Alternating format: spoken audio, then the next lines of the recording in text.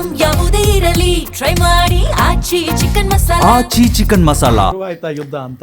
ಈಗ ಖರ್ಗೆ ಅವರು ಒಂದು ದಿನದ ಹಿಂದೆ ಒಂದು ಇದು ಮಾಡಿದ್ದಾರೆ, ಏನು ಎಕ್ಸ್ ಖಾತೆಯಲ್ಲಿ ಬರ್ಕೊಂಡಿದ್ದಾರೆ, ಡಿಆರ್ ಬಿಜೆಪಿ ಕರ್ನಾಟಕ ಯಾಕೆಷ್ಟು ಚಿಂತೆಗೊಳಗಾಗಿದ್ದೀರಿ? ನಾನು ಗೃಹ ಸಚಿವನಾಗಿ ಅಧಿಕಾರ ವಹಿಸಿಕೊಂಡು 48 ಗಂಟೆಗಳು ಕೂಡ ಆಗಿಲ್ಲ. ನಿಮ್ಮ ಭಯ, ನಿಮ್ಮಲ್ಲಿನ ಆತಂಕ, ನಿಮ್ಮಲ್ಲಿನ ದುಗುಡ ಎಲ್ಲವೂ ವ್ಯಕ್ತವಾಗುತ್ತಿದೆ ಮತ್ತು ಈಗಾಗಲೇ RSS ಅನ್ನ ಬಳಸಿಕೊಂಡು ನನ್ನನ್ನು ನಿಂದಿಸುತ್ತಿದ್ದೀರಿ ಹಾಗೂ ನನಗೆ ಜೀವ ಬೆದರಿಕೆ ಹಾಕುತ್ತಿದ್ದೀರಿ. ನೀವು ಮಾಡೋದನ್ನ ಮಾಡಿ, ಮುಖ್ಯವಾಗಿ ದಯವಿಟ್ಟು ನಿಮ್ಮ ಬಾಡಿ ಆಫ್ ಇಂಡಿವಿಜುವಲ್ಸ್ಗೆ ನನ್ನ ನಮಸ್ಕಾರವನ್ನು ತಿಳಿಸಿ ಹಾಗೂ ನಿಮ್ಮ ರಾಜಕೀಯ ಮೇಲಾಧಿಕಾರದ ಸಂಘಟನೆಯ ನೋಂದಣಿಗಾಗಿ ದಾಖಲೆಗಳನ್ನ ಸಿದ್ಧವಾಗಿಡಲು ಹೇಳಿ. ಈಗ ಹೇಳಿದ್ರಲ್ಲ CT ರವಿ ಅವರು, ಇದು ಬಾಡಿ ಆಫ್ ಇಂಡಿವಿಜುವಲ್ಸ್, ಇದು ಒಂದು ಸಂಘಟನೆ ಅಲ್ಲ. ಇದನ್ನ ರಿಜಿಸ್ಟರ್ ಮಾಡ್ಕೊಳ್ಳೋಕೆ ಇದು ಒಂದು ಸಂಘಟನೆ ಅಲ್ಲ, ಇದು ಬಾಡಿ ಆಫ್ ಇಂಡಿವಿಜುವಲ್ಸ್, ಒಂದು ಗುಂಪು, ಹಲವು ಜನರ ಒಂದು ಗುಂಪು ಅಷ್ಟೇ ಅಂತ.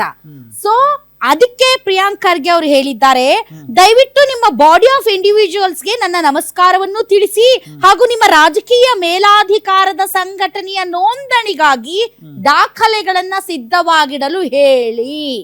ಸೊ ನಿಮ್ಮ ರಿಜಿಸ್ಟ್ರೇಷನ್ ನ ಕಾಗದ ಪತ್ರಗಳನ್ನ ರೆಡಿ ಇಡಕ್ಕೆ ಹೇಳಿ, ನಿಮ್ಮ ರಾಜಕೀಯ ಮೇಲಧಿಕಾರದ ಸಂಘಟನೆ. ಸೊ ನಿಮ್ಮ ರಾಜಕೀಯದ ಮೇಲಿನ ಅಧಿಕಾರದ ಸಂಘಟನೆ ಅಂತ ಖರ್ಗೆ ಅವರು ಹೇಳಿದ್ದಾರೆ.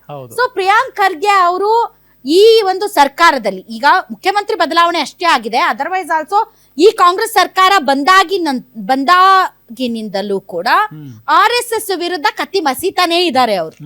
ಅಲ್ಲಿ ಕಲಬುರಗಿಯಲ್ಲಿ ಪಥಸಂಚಲನ ಆಗಿರಬಹುದು, ಅಥವಾ RSS ನ ನೋಂದಣಿ ವಿಚಾರ ಆಗಿರಬಹುದು, ಮತ್ತು RSS ನ ಆಸ್ತಿಗಳಾಗಿರಬಹುದು, ಅಥವಾ RSS ಯಾವ ರೀತಿ ಯುವಕರ ತಲೆಯಲ್ಲಿ ಧರ್ಮದ ಅಪೀಮನ್ನ ತುಂಬಿ ಅವರನ್ನ ಸಮಾಜದಲ್ಲಿ ಸಮಾಜಘಾತುಕ ಶಕ್ತಿಗಳಾಗಿ ಅವರನ್ನ ಪ್ರೇರೇಪಿಸ್ತಿದೆ ಅನ್ನುವಂತಹ ಹೇಳಿಕೆಗಳು ಮತ್ತು ಎಕ್ಸ್ ಖಾತೆಯಲ್ಲಿನ ಅವರ ಪೋಸ್ಟ್ಗಳು.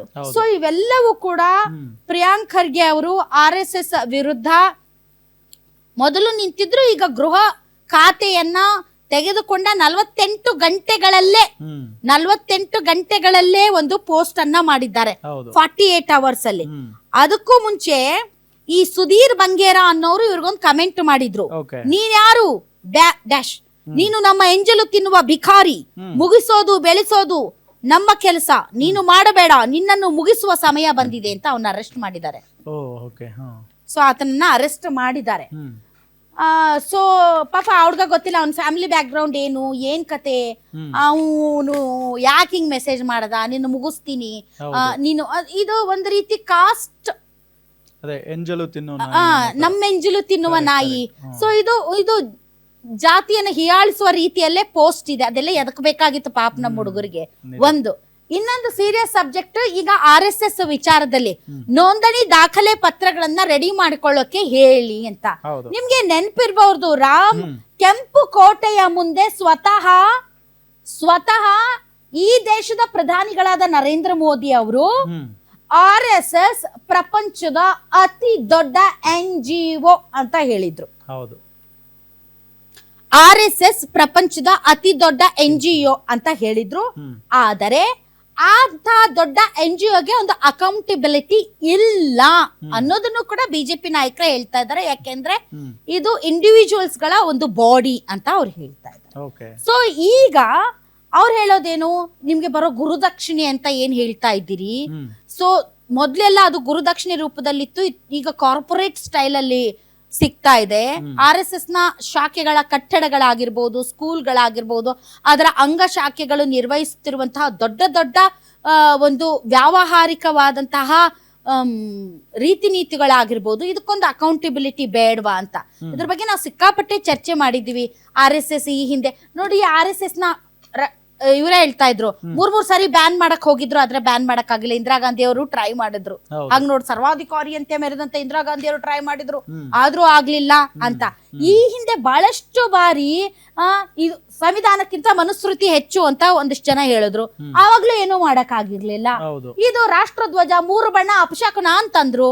2002 ಧ್ವಜನೂ ಆರಿಸ್ಲಿಲ್ಲ, ಅವಾಗ್ಲೂ ನಿಮ್ಗೆ ಏನೂ ಮಾಡಕ್ ಆಗ್ಲಿಲ್ಲ. ಹಿಂದೂ ಸಮಾಜದಲ್ಲಿ ಪರಿವರ್ತನೆ ಸುಧಾರಣೆ ತರಬೇಕು ಅಂತ ಅಂಬೇಡ್ಕರ್ ಅವರು ಪ್ರಯತ್ನ ಪಟ್ಟಾಗ ವಿರೋಧಿಸಿದ್ರು. ಅವಾಗ್ಲೂ ನಿಮ್ಗೆ ಏನು ಮಾಡಕ್ಕಾಗಿಲ್ಲ. ಹೌದು. ಈಗ ರಾಷ್ಟ್ರೀಯವಾದಿ ಹಿಂದೂಗಳ ರಕ್ಷಣೆಗೆ ನಾವಿದ್ದೀವಿ ಅಂದಾಗ ನೀವು ಇಲ್ಲ ಅದನ್ನೇನೋ ಮಾಡಕ್ ಹೊರಡ್ತೀವಿ ಅಂತ. ಈಗ ರಾಹುಲ್ ಗಾಂಧಿ ಅವರು ಪದೇ ಪದೇ RSS ಬಗ್ಗೆ ಮಾತಾಡ್ತಾರೆ, ಹೌದಾ? ಅವ್ರು ಪದೇ ಪದೇ ಅದಾನಿ ಬಗ್ಗೆ ಮಾತಾಡ್ತಾರೆ, ಅಂಬಾನಿ ಬಗ್ಗೆ ಮಾತಾಡ್ತಾರೆ, ಹೌದಾ?